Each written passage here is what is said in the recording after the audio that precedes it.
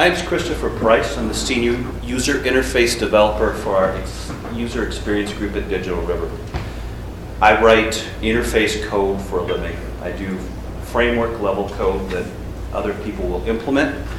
And I'm very excited about writing code on Windows 8, and I'm very excited to present to you some of the opportunities that Windows 8 is going to present developers. Most of you are in an interesting group of developers. You're right, I think, in the target market for Windows 8 development. Most of you have single function apps that solve a particular problem.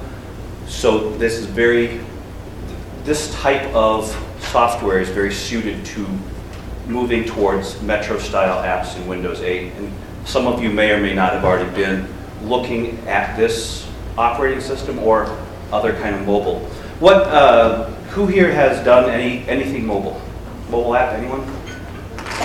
About 25%. With iOS or Android? Both? And then how many of you who have done that mobile app have been looking at Windows 8? Just a couple. All right, same kind of market. So what we want to do today, we want to talk about some of the common concerns that I'm hearing from other software publishers. I want to give you an overview of the Windows 8 operating system and an overview of some of the development opportunities. Talk about the store rules for Metro 8 apps, and then talk about monetization opportunities in that space. I'm not going to do a very comprehensive demo. Patrick from Microsoft is going to speak later in the afternoon, and I think he'll probably go more in depth. What I am going to demo is some of the things that I think make the operating system interesting for developers and some of the unique opportunities that you're not going to see on other mobile platforms. Common concerns. So one of the first questions that we hear from publishers is, should I build for Windows 8? Is this going to be an important release? Do I need to worry about this? I've already got an iOS app, I've already got an Android app. Really, I'm not making very much money on any of those apps, so that the economy of mobile development is something that's taking most publishers by surprise. And a lot of the traditional pay upfront models aren't bringing in the kind of revenue.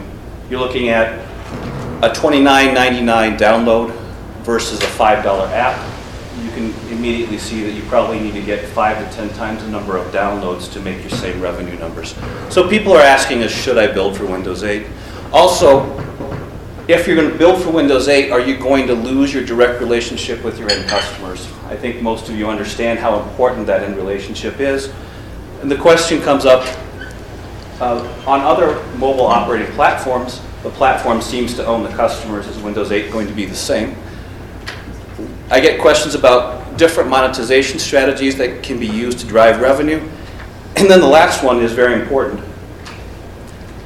Developers want to know, am I going to lose 30% of my revenue to the operating system? So Windows 8 is an unique mobile platform because it's not just a mobile platform. It's going to run across a number of device platforms. Traditional x86 64, desktops, laptops, tablets, ultrabooks, slates.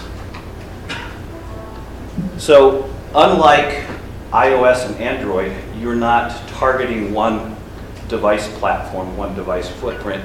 You're going to be creating a Metro style app that's going to hit the entire install base. It's going to be the same experience on any of those types of platforms. Also, it's designed to run on lower end architecture. When the developer preview came out, we were introduced to the Windows 8 as Windows 7 with fewer stay-behind in-memory apps and a smaller memory footprint. And that's important on some of the lower end and ARM devices that are going to be out there. The difference between Windows 8 Pro and Enterprise should really be there on the left, and the Windows RT. On ARM devices and some other architectures, you're not going to see a traditional desktop at all. So for the conventional architectures, you're going to get both a Metro layer and a Windows 8 desktop. Yeah? Just a quick question while you're on the subject. Yep. What are your thoughts on what the prognostics are for adoption of the platform itself? Are we expecting a huge amount? Or? That's an outstanding question, and I'm going to cover it. Do you mind if I defer that? Cool. Anyway, and let me answer part of your question right now. Since Windows 8 and Metro is going to run on all of those devices, we're going to expect adoption to be fairly high. And I'm going to explain that, but this unique mobile space where apps are going to run on any of the targeted hardware is going to, I think, help drive adoption. That's what we're anticipating.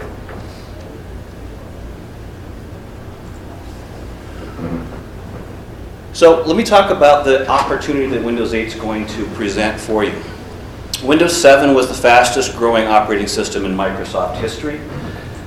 In the keynote in December 2011, they highlighted the fact, Microsoft highlighted the fact that they had reached 500 million installs in 18 months from launch. And at the time, that market share, Android had 247 million across all of its platforms, and the iOS install base was 152 million. So in December 2011, I know these numbers have changed significantly since then, but at that time, Windows 7 was bigger than both of those platforms put together. 400 million new PCs will be shipped in the next 12 months with Windows 8 installed. And when you look at where the hardware space and computing space is going, and this graphic here on the right shows you the target, that mobile target space. So the blue bar is desktops, and that's going to remain fairly flat. I think Tom in the Friday session predicted a 0.9% growth in desktop PCs next year compared to something like 67% of tablets and other mobile devices. So that desktop market is going to remain fairly flat while the rest of the architectures are going to grow. So where you're going to be targeting your development is right here in that spot, and that's the largest market segment growth.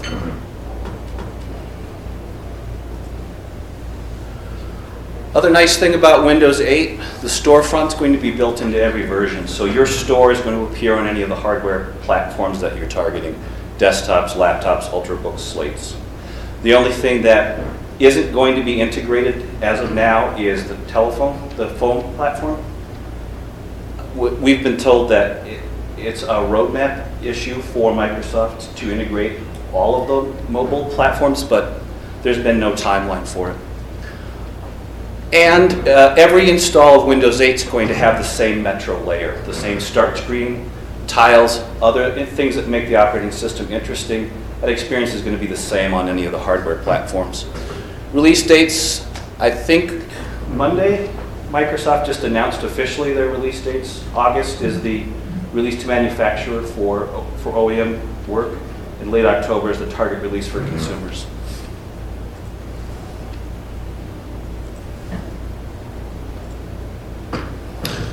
So what makes it compelling? Windows 8 is going to be designed for touch first, but it's also going to support keyboard and mouse interactions. That's unique in any kind of mobile platform. Obviously, there's no mouse in iOS or Android. There's no keyboards are kind of clunky.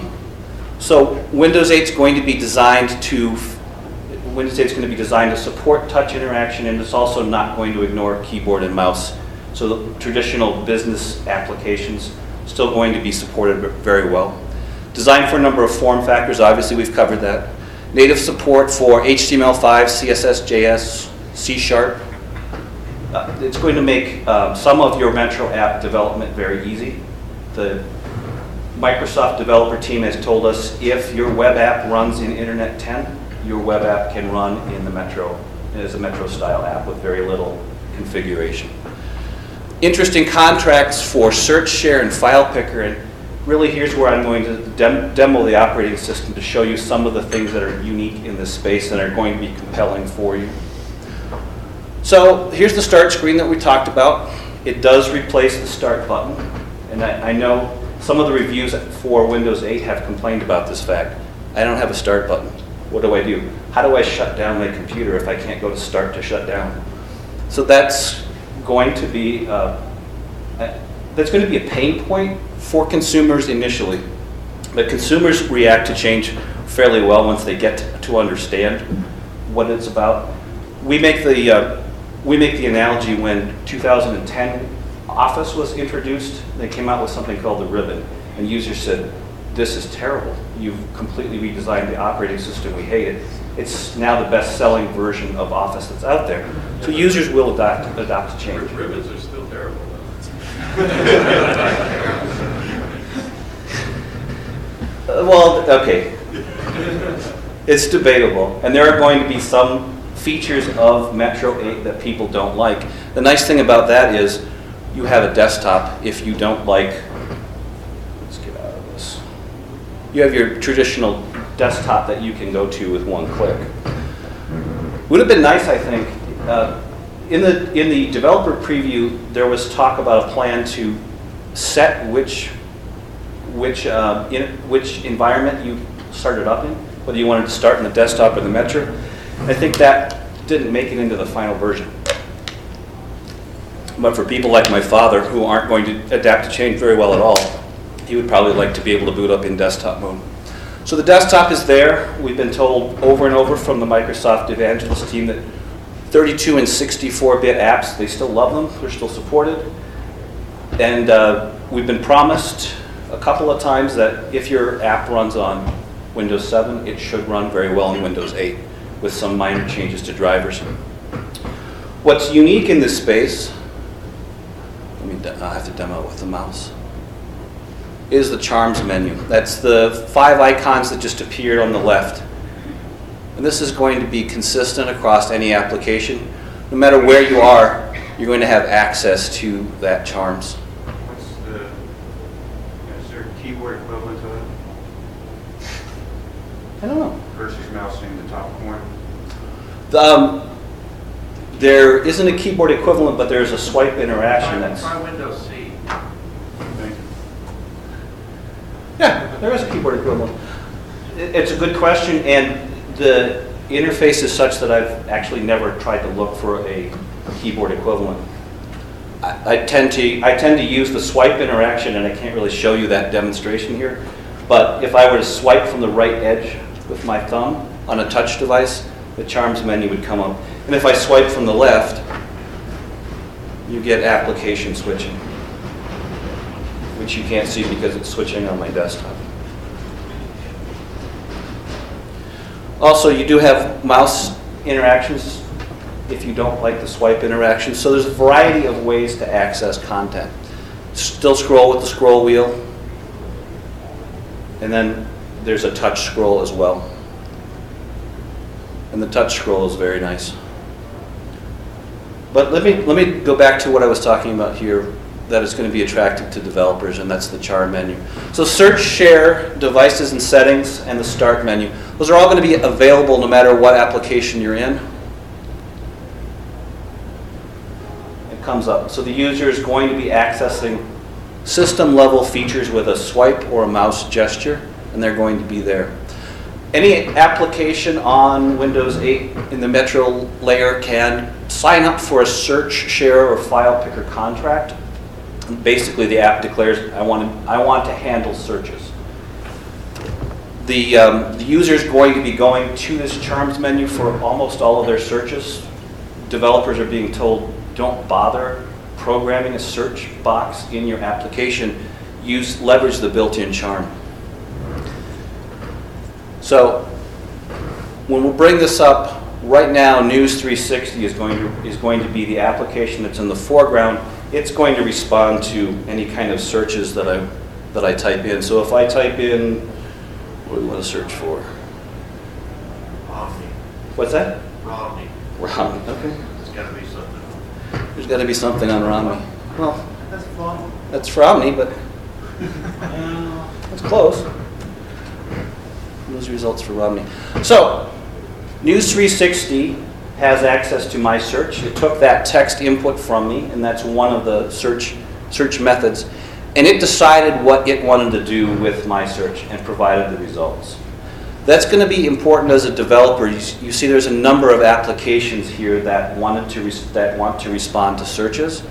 So Internet Explorer is 5th on the list.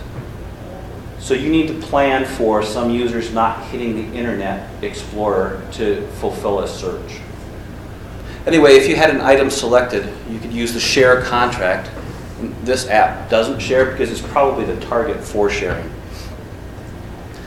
The same mechanism that's getting used for search is getting used for share. So your app, when the user says, I want to share something in your app, your application gets to tell the operating system how it wants to share the selected item. So for instance, if I had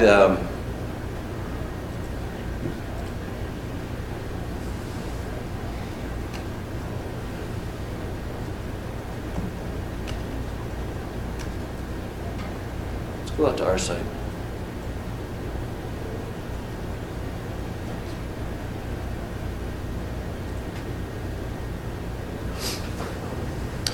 Internet Explorer told the operating system when the user wants to share, package up the current URL and give it to the system and let the user choose what application they want to use to share.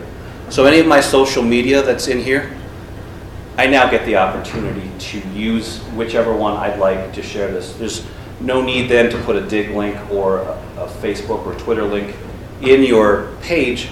User gets to use the social media of choice automatically. So that's another compelling feature of the operating system. And I'm not going to demo it, but one of the other contracts that can get fulfilled is the file picker, which means that your application can access the file picker and go prompt the user to store something. There's also very interesting integrated photo sharing with contracts, where you have access to all of your photographs in various social media. So you can go into the file picker and actually find your photographs that are shared on Facebook if you have the right app installed and that app implements the right contract. So some of the photos that we're flipping by in this photo app here actually came from my Facebook wall. And that showed up just like a file picker. So very compelling contracts.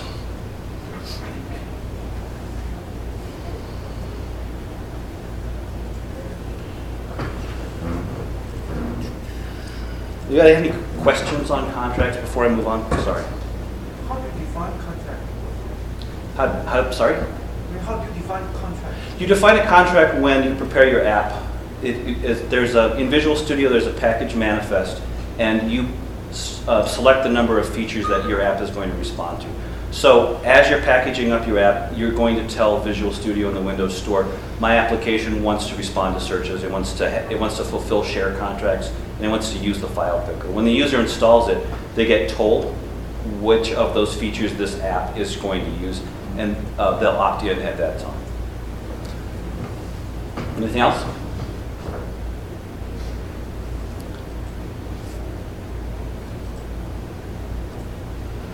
Store rules. This is also an interesting opportunity for you. There's one Windows 8 Metro App Store. There are not a number of marketplaces as there are in other platforms which remain nameless. There's going to be one store. It's going to be on every device that runs Windows 8. The store will be there. Developer controls the price of the app. App pricing starts at $1.50 and goes all the way up to $99. The revenue share model is very generous. 78% revenue share for the first 25,000 K in sales US, and 80% revenue share on the remaining sales. And this includes in-app purchasing and anything else that you want to fulfill in your app through Microsoft Commerce. Why does Microsoft allow $1 price? Why don't they? Yeah. Why 1.9? Because at 80% of revenue share of $1.49, you get 70% more than you do selling an app 99 cents with a 70% revenue share. So it's attractive to developers. Also, one of the complaints on some of the closed systems are that the closed system tends to control pricing. We've talked to a number of publishers who complain, I can't make money selling a song for 99 cents. And because of the revenue share model. So I suspect that that is why the Microsoft chose the $1.50. Are free apps still allowed then? Free apps are still allowed, you bet. Freemium and trial, you're going to distribute it through the App Store. And I want to be clear on this. The App Store is the only way to get your app on a user's desktop. Once it's there, and it can be sold for free, or it can be installed as a trial.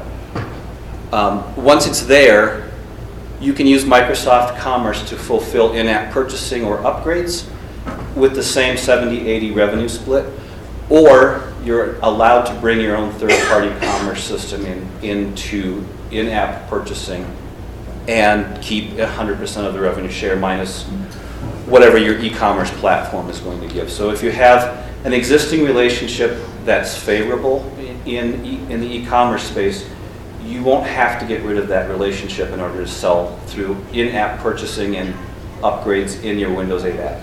Yeah? Two quick questions. Mm-hmm. The up to $25,000, that's per app, correct? Not for like a account. Per app, and I'm not clear on whether it's per app per version or not. Okay. And the second one was on the commerce. Uh-huh. For Microsoft Commerce, are they going to do what Apple's done in the iTunes Store, where they have the credit card information and the user just needs to enter a password? Yes. Okay. It's going to be one integrated system, and that's the only downside of bringing your own third-party commerce is you will have to take credit card information in your app again if you're not going to fulfill through Microsoft. And it's a little bit more difficult to do it that way. You get one chance to opt the user in. If they decline, they can still opt in themselves, but they have to go to a system control panel to do it. Yeah. Does Microsoft own the customer information, or do they relay that to the author of the software? Yeah, if you use Microsoft Commerce, they're going to own the transaction. It's going to be your Windows Live ID, and they're going to own that customer.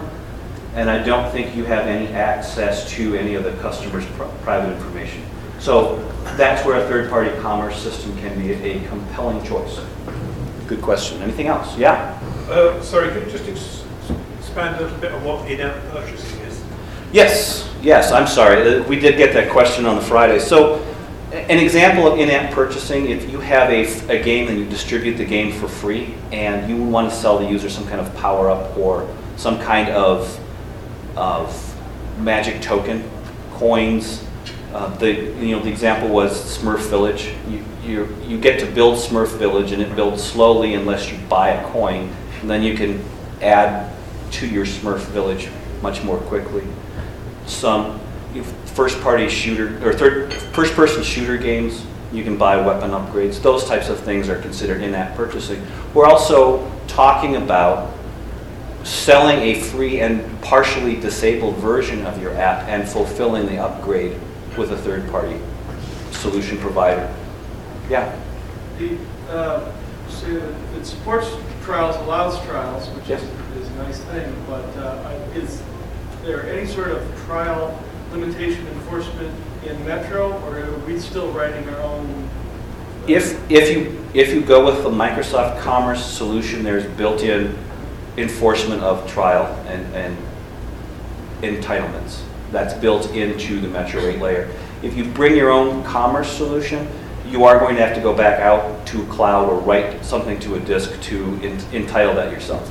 But if you already have, my feeling is most of you already have endpoints set up to do entitlements in the first place. So I don't think that's as critical an issue.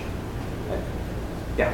Is it $25,000 per year, per month, or for the lifetime of the product? My understanding is it's the lifetime of the product. What I'm not clear on is if you put out version 2 of your product and it's considered a new download, and that would be really the only way to change the model right? If you installed for free, you're not going to change the pricing unless you roll a new version. And I'm not clear on whether that's 25,000 in sales on your developer ID, which would mean whatever you've got in the store, or whether it's by download title or by title and version. And Patrick was shaking his head, so he doesn't have the answer either. Yes?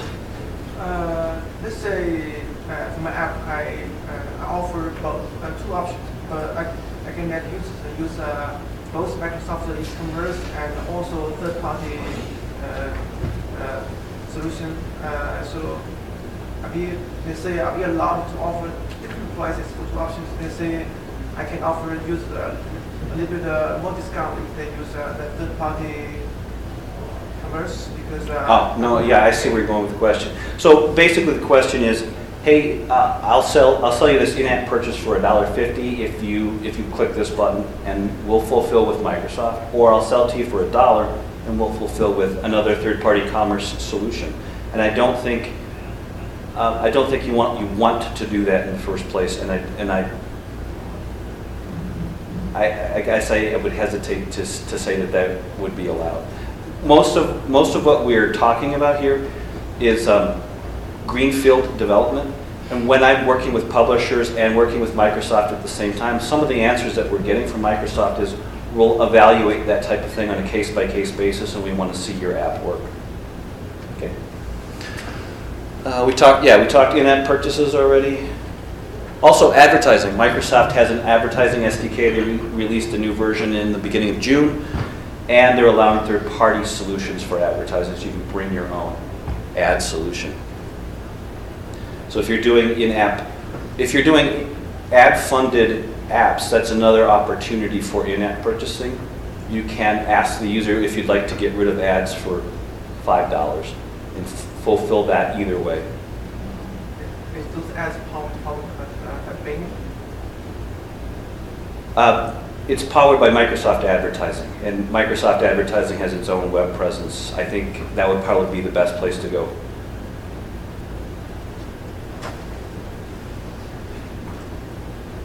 Also, 32 and 64-bit applications can be listed in the store. You're going to get sent to a web browser to fulfill the sale, and you're going to keep the traditional checkout in place. So you can create a stub package in the Windows Store that advertises your 32 and 64-bit applications. What's been on the application that's been traditionally on the desktop. I show you a screenshot of that. Maybe.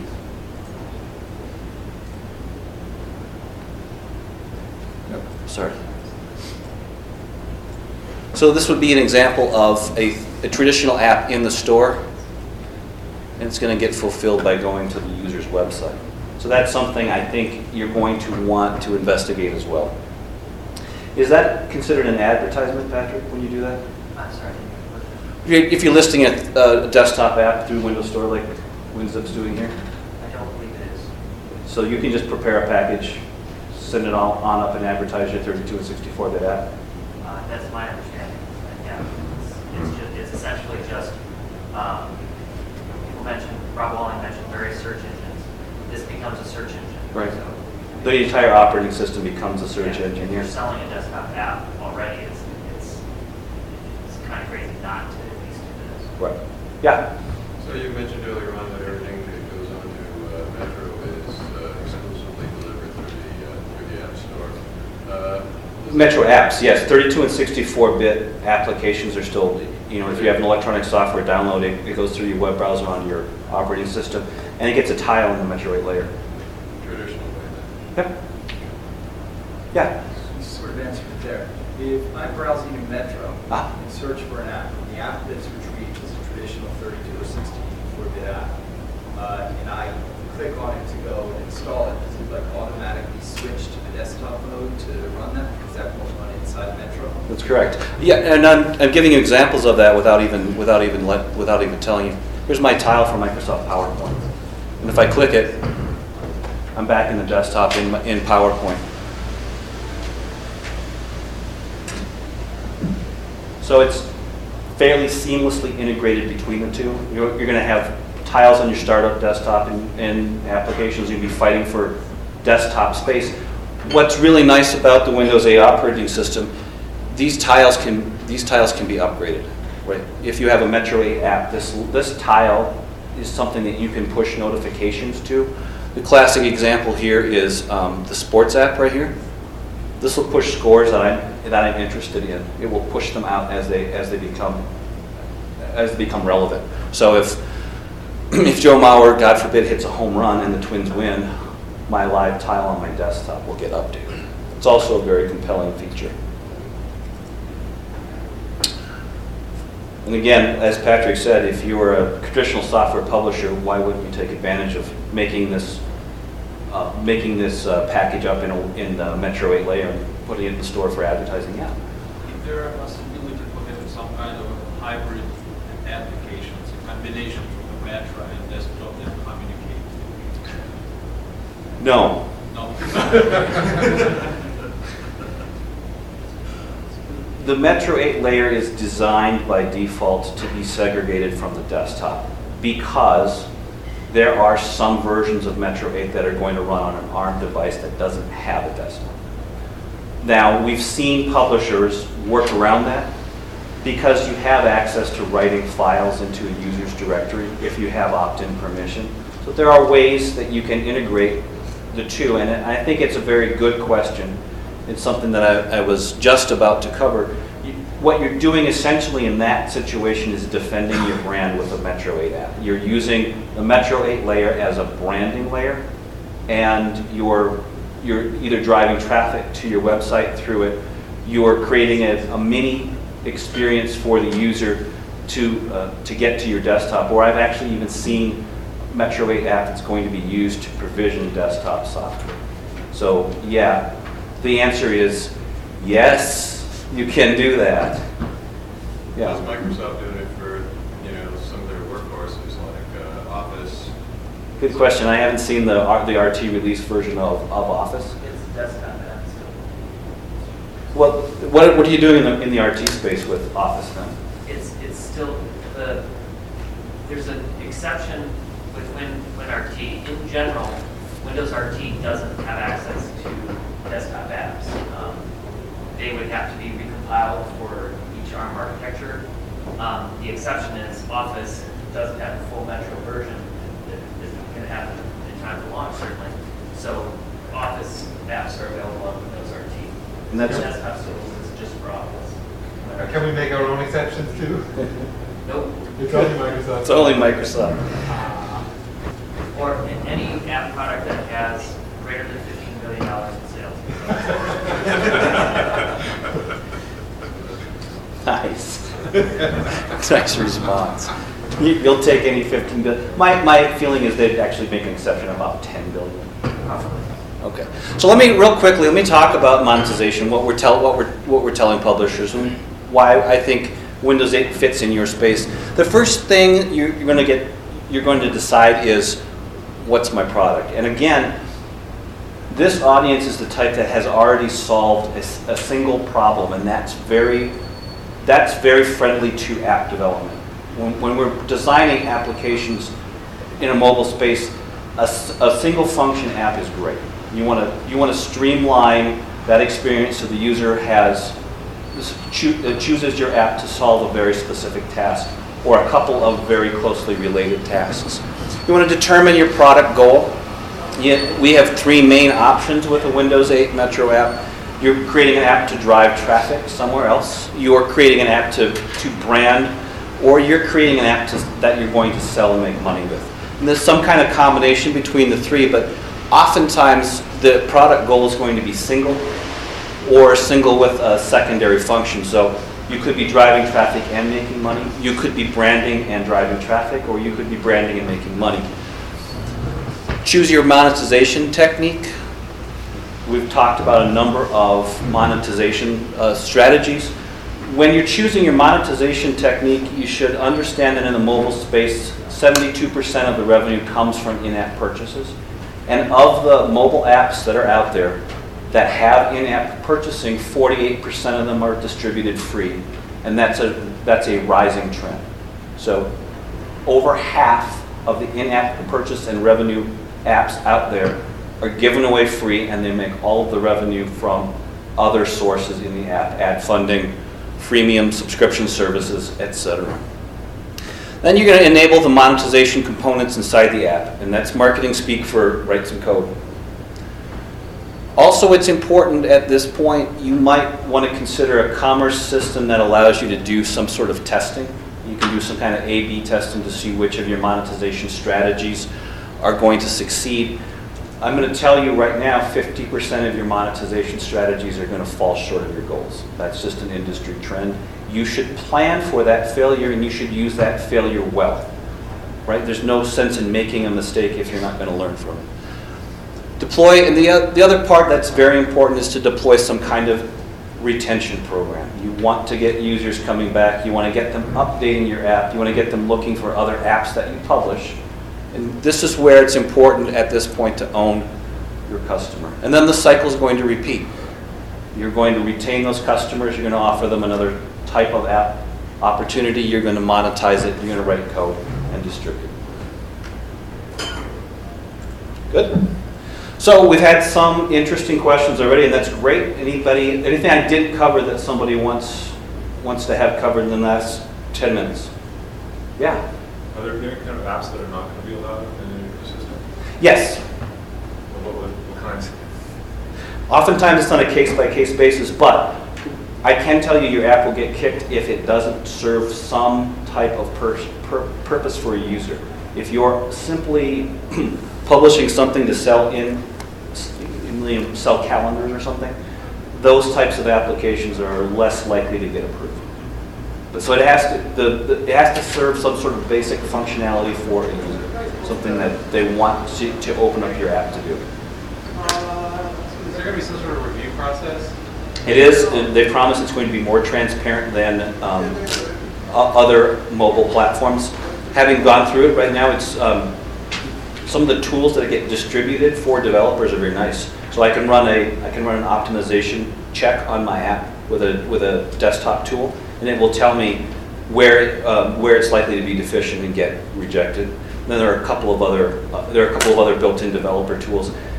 Microsoft is touting a transparent process so that you should be able to see everything that's going on. Right now, I've had an app rejected, and I'm not sure why. And the response that we got is, fairly stock. Here, go look at our regulations. And right now, in this phase, working with Microsoft partners, you get the opportunity to get some sort of design help, and I actually get a human being. I can go say, Jeff, why did this fail?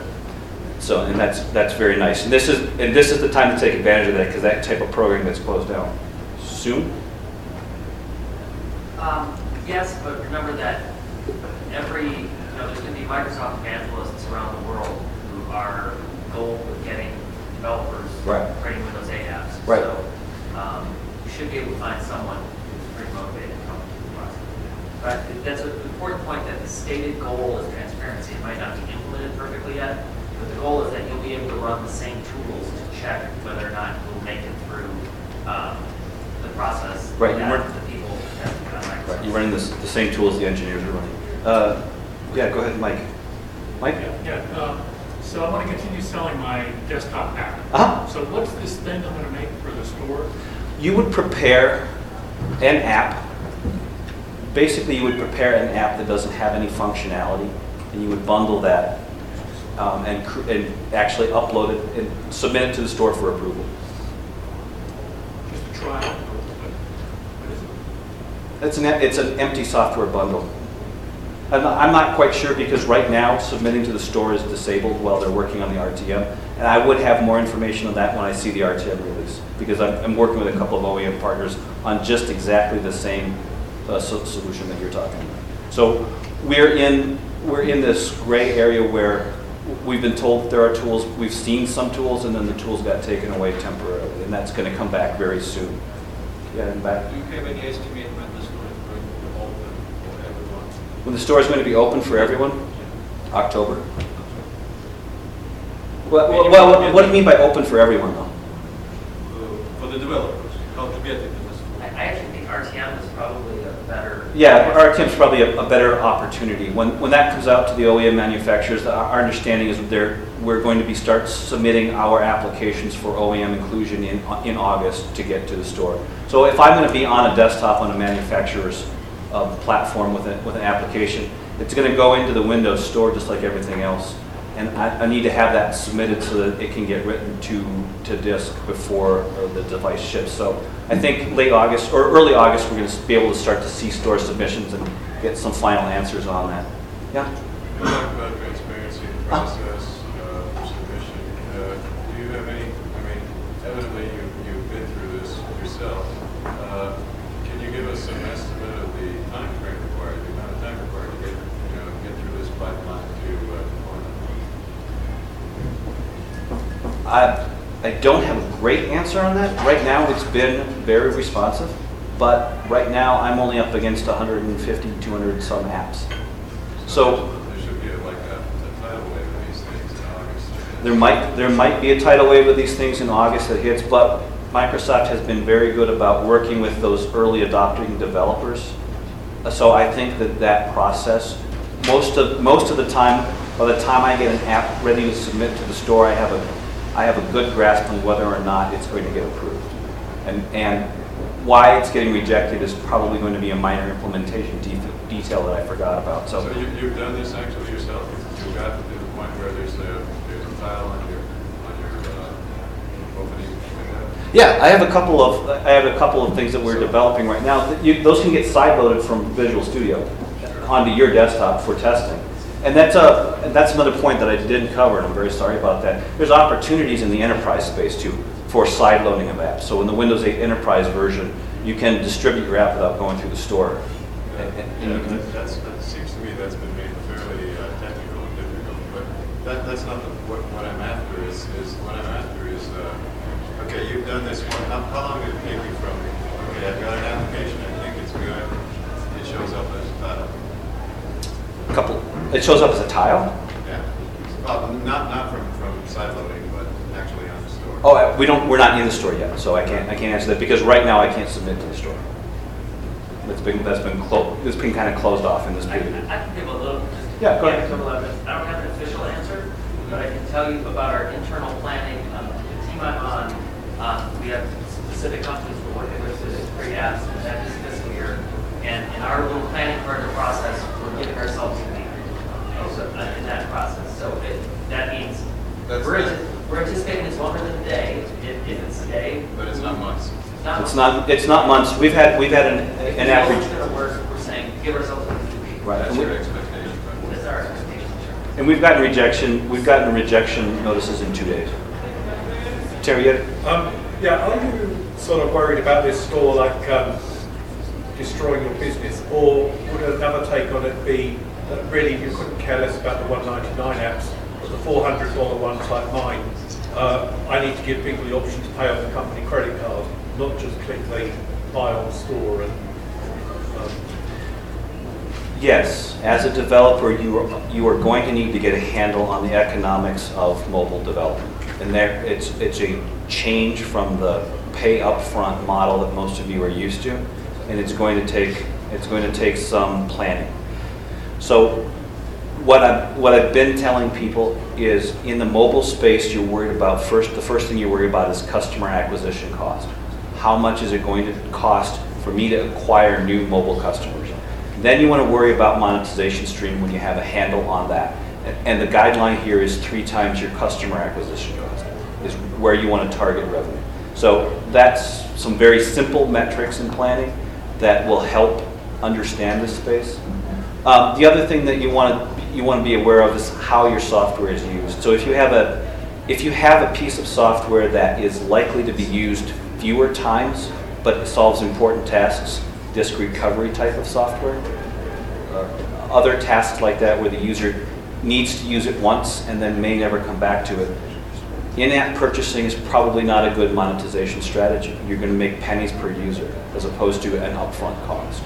So those are all issues that you're going to have to take into account as you're developing in this space. And then there are a number of you who are going to want to put something out as a mobile presence, and it's going to be like a website. You have to have a website or people won't take you seriously. You're going to put a Metro 8 app out there to help brand your desktop software and to defend against competition in that way. Does that answer the question? Yes, I think so. Yeah. What about browser extensions? What are they going to allow or not allow? We don't know. Yeah. I-10 has two experiences on Windows 8. There's the Metro experience and the desktop experience, which actually worries me a little bit, frankly. I worry about. Yeah, I agree. You can still have your browser extensions on the desktop experience. So I use the LastPass toolbar on my Windows 8 desktop browser. You can't have anything on the Metro browser. Also, the Metro browser is very embeddable. So you can create an app and embed that Metro 8 browser. It's a nice user experience and a good feature to take advantage of. So there'll be no Chrome or Firefox for Metro? Actually, the Yeah. gentleman from Ask.com was explaining that better than I did yesterday. He knew more about that than I did. He's still here. No, I don't see. I heard plans for Chrome and other browsers on Metro 8. Yeah, I don't understand the details of what's going to happen, I don't know exactly what they are. But I do know that I believe they're going to exist, but a user has to consciously set them as the default browser. That there can be no user surprises, that unless a user strictly says, I'm choosing this other browser, it's going to be I-10. So no one, you can't install something and then have it magically have another browser. Well, listen, my time is up, but let me release any of you who don't have questions, and the rest of you, if you still have questions, I'll hang around until I get kicked out by the next presenter. So Yeah, 10 more minutes. I have 10 more minutes. I have 11. Oh, I speak till 11:30. 11:15. Oh, sweet. I got 10 more minutes for questions. Anybody else have questions? Yeah. I have a question about the tools that are used to create kind of like that stuff that you have for the desktop applications. I know you can do that with Visual Studio, Yep. but what about developers that don't use Visual Studio and want to create that? Does it need to have used Visual Studio, or will Microsoft have some tools that you can just create that with? My understanding is Visual Studio is the only way to get into the store. Patrick, what's the is there going to be a Visual Studio Express, a free version then for developers, or are you going to force developers to pay for the whole package to be able to get development done? Because I had that question several times. Multiple different questions there. Yeah. I don't know the answer to whether you have to have Visual Studio to get into the store. I can check. I don't have the answer to that. But I did just get an answer. The 25K barrier is per app, not per app version, not per app account. Nice. So Thank you. when you sell $25,000 worth of a single app, then it goes down. Your share goes down from 7 to 8. So I'll see if I can get an answer on that one. Okay. Here. So As far as whether Visual Studio Express is going to get in there, I can check on that. Recognize that for new businesses, this part, you can get all the main stuff for free anyways. right. Okay. But I'll get an answer on the Express. This mark is unknown, this is included in the program. Yes, definitely. The tools part, this part is going strong and going bigger actually. And yeah, you can still get all the tools. Anything else? All right. Thank you very much for your attention today and the great questions. I'll be around just a little bit longer before I escape and fly out and abandon my booth mate. So if you have anything you didn't think about or want to get covered, let me know, and I'll try and answer. Thank you very much for attending.